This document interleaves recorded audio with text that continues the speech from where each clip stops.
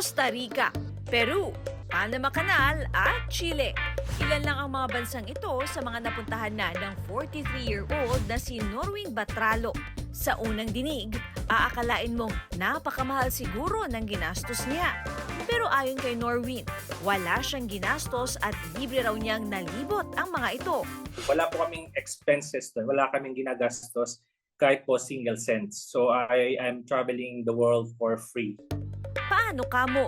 Kwento ni Norwin matapos ang halos 12 taon daw na pagtatrabaho niya sa cruise ship bilang waiter. Inaya raw siya ng isang katrabaho na mag-apply sa isang expedition ship kung saan siya nagtatrabaho with travel on the side.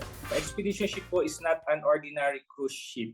We are focused on science, National Geographic, culture, historic.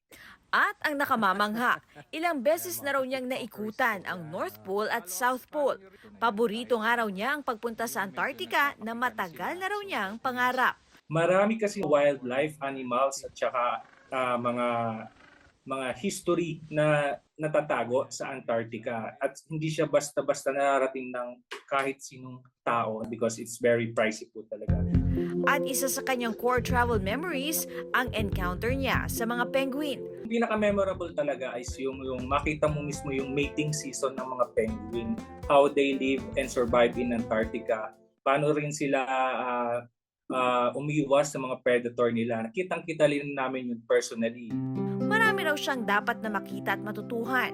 Kaya sa kanyang work/travel/life, masasabi raw talaga niyang he is living the dream. At nais niyang maging inspirasyon din ng ibang gustong makapag-travel.